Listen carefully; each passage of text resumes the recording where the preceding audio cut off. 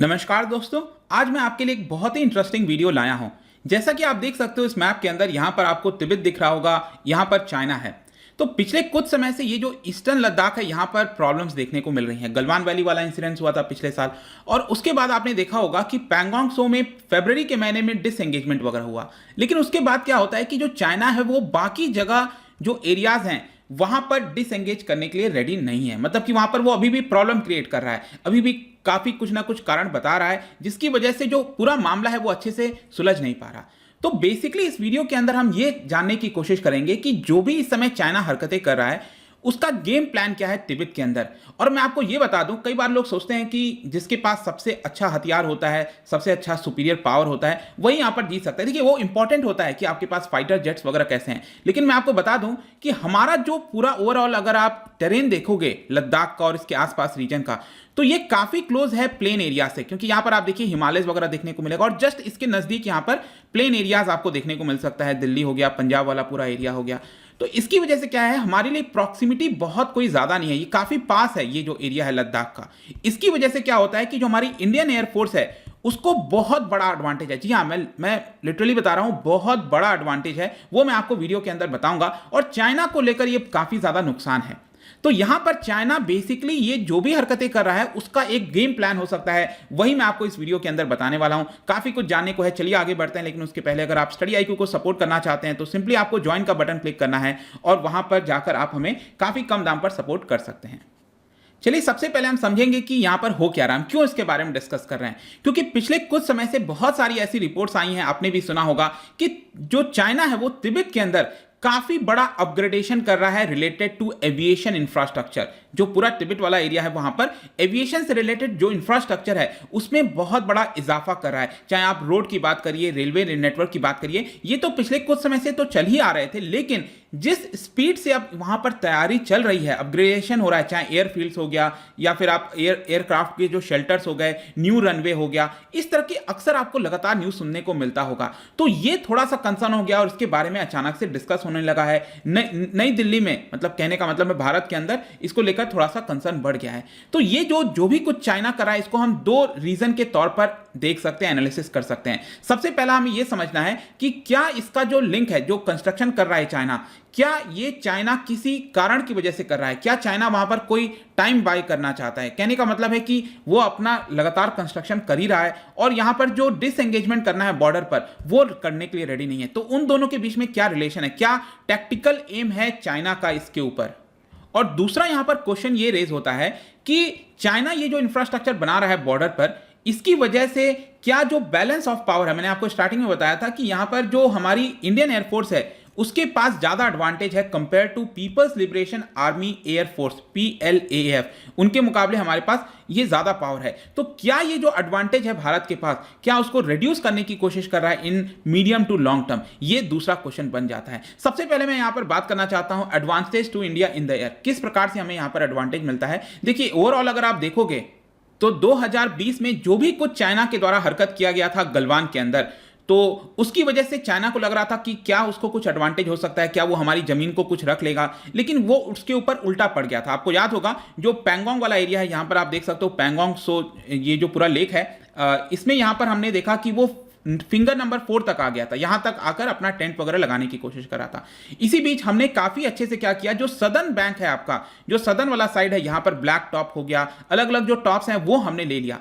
अब ये क्या हो जाता है, ये और ज्यादा एडवांटेज पोजीशन में आ जाते हैं, हम डायरेक्टली यहां पर निगरानी रख सकते हैं। तो चाइना को जो लग रहा था कि वो यहां पर अपना एडवांटेज लेगा, वो ऐसा नहीं कर पाया। इनफैक्ट उल्टा उसी के ऊपर ये पूरा दांव पड़ गया था। और इसी के साथ साथ एक तो हमारे पास ये एडवांटेज, और दूसरा मैंने आपको बताया कि यहां पर अगर आप नीचे देखोगे तो बहुत सारे एरियाज में हमारे जो एयरफील्ड्स वगैरह हैं, जो एयरबेस बने हुए हैं foot hills of the Himalayas पे, उसकी वजह से क्या होता है ना, अब देखो यहां पर वो जितना ज्यादा नजदीक होगा जो एयरबेस वगैरह है, उसकी वजह से हम क्या कर सकेंगे कि जो हमारे फाइटर जेट्स वगैरह होते हैं उसके अंदर जितने भी हथियार हैं, जो भी कुछ हमें उसके अंदर डालना है, रॉकेट सिस्टम वगैरह, वो काफी अच्छे पेलोड्स के हम डाल सकते हैं। तो इसकी वजह से इंडियन एयरफोर्स का भी मदद, और प्लस साथ में हमने एडवांटेज पोजीशन पर भी आ गए थे।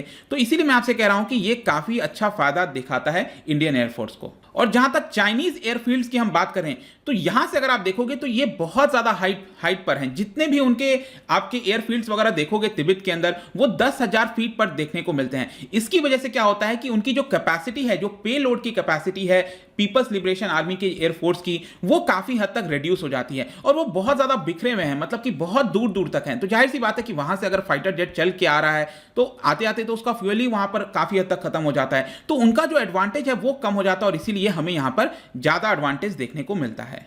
और इसी की वजह से कहीं ना कहीं आप समझ सकते हो कि चाइना ये देख रहा था कि वो अपने इंफ्रास्ट्रक्चर को उस पूरे एरिया में बिल्ड करे, ज्यादा इंफ्रास्ट्रक्चर बनाए, ताकि जो उसको डिसएडवांटेज था वो डिसएडवांटेज ना रहे। और इसके लिए चाइना के पास जरूरी था वो है टाइम, वो टाइम बाई करना चाहता था कहीं ना कहीं। इसी को देखते हुए आप कह सकते हो कि ये पूरा रिलेशन हमें देखने को मिलता है। सो व्हाट चाइना डिड, अब यहां पर चाइना को टाइम चाहिए था, तो चाइना ने यहां पर क्या किया, एक तो सबसे पहले टैक्टिकल पॉज की उसने मदद ली। मैंने आपको बताया ना कि वहां पर उसने कुछ हरकतें की और वहां पर मैंने आपको बोला कि फरवरी के महीने में सबसे पहले उसने जो पैंगोंग सो है वहां से तो डिसएंगेजमेंट कर दिया, जहां पर भारत अच्छे पोजीशन पर था, एडवांटेज पोजीशन पर था।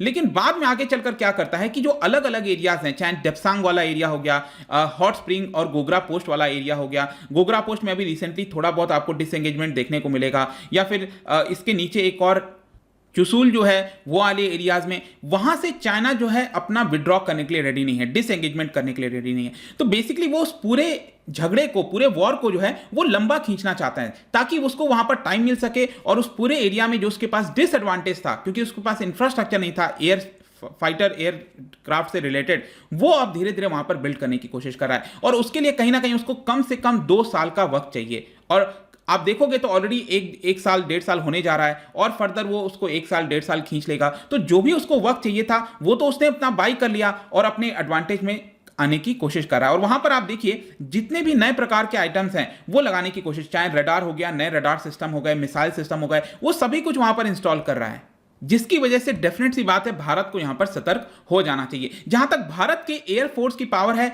उसमें कोई आशंका नहीं है। यहां पर अगर आप देखिए जब भी जरूरत पड़ी है एयरफोर्स की, बहुत हद तक इंडियन एयरफोर्स ने मदद किया है और ग्राउंड फोर्सेस को भी काफी हद तक सपोर्ट किया है। एक आप एक्सेप्शन छोड़ दो 1962 में, 1962 में अगर हमने एयरफोर्स की मदद ली हुई थी, काफी एक्सपर्ट्स का कहना है कि वो वॉर हम काफी हद तक जीत भी सकते थे, लेकिन यहां पर कहीं ना कहीं जो पॉलिटिकल डिसीजन है शायद वो नहीं लिया गया और हमने एयरफोर्स का यूज नहीं किया था। तो उसको अगर आप एक एक्सेप्शन मान लो, तो हर वॉर में यहां पर जो भारत है उसने एयरफोर्स के माध्यम से काफी हद तक जीत हासिल की है। और हमारे पास जो फाइटर जेट्स वगैरह एडवांस टेक्नोलॉजीज के देखोगे, जैगवार हो गया, मिराज 2000 हो गया, सुखोई, और अब तो हमारे पास राफेल भी आ चुका है। तो चाइना को यह बात पता है कि भारत फाइटर जेट्स के मामले में, जो पूरा इंडियन एयरफोर्स के मामले में काफी हद तक स्ट्रांग है। और इसीलिए यहां पर बोला जा रहा है कि जो चाइना जो है इस पूरे चीज को टर्न अराउंड करने की कोशिश कर रहा है। और इसीलिए एक प्रकार से आप कह सकते हो कि अगर चाइना इस चीज में सक्सेसफुल हो जाता है, और जैसा कि वो कर ही रहा है, जैसा हमें साफ दिख रहा है, इसकी वजह से होगा क्या कि भारत के पास जो ट्रम्प कार्ड है एक प्रकार का, जो कहते हैं ना एक सबसे इंपॉर्टेंट हमारे पास एडवांटेज पॉइंट है, वो हम यहां पर लूज कर सकते हैं।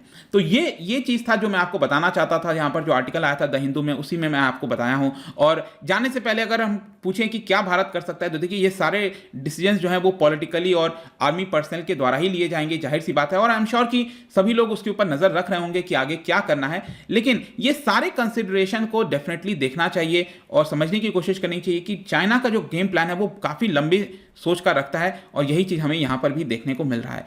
तो आई होप कि काफी कुछ यहां पर समझ में आया होगा आपको। जाने से पहले एक इंटरेस्टिंग क्वेश्चन, देखिए अभी राफेल फाइटर जेट्स की मैंने बात की, तो क्या बता सकते हो कि जो पहला बैच था फाइटर जेट्स का, जो राफेल फाइटर जेट्स का, वो कौन से स्क्वाड्रन में इंडक्ट किया गया था इंडियन एयरफोर्स के? और ये काफी न्यूज में भी चल रहा था उस समय जब इसकी चर्चा हो रही थी। और इसका जो राइट आंसर है आपको पता ही है, मेरे इंस्टाग्राम पर तो आपको मिलेगा ही, वहां पर अगर आप नहीं हो कोई बात नहीं, टेलीग्राम से भी ले सकते हैं इसका सही उत्तर। मैं कई सारे एमसीक्यूज यहां पर डालता रहता हूं स्टोरीज के फॉर्म में, आप जाकर प्ले कर सकते हो। बाकी अगर आपको इसका पीडीएफ चाहिए तो टेलीग्राम पर आइए, अलग अलग सोशल मीडिया पर भी आप मुझसे यहां पर जुड़ सकते हैं। प्लस अगर आप यूपीएससी की तैयारी कर रहे हैं तो सारे कोर्सेज आपको हमारे ऐप पर मिल जाएंगे, हमारे studiiq.com पर भी आप जा सकते हैं। आई होप कि वीडियो आपको पसंद आया होगा। मिलता हूं आपसे next time, till then thank you very much, see you soon.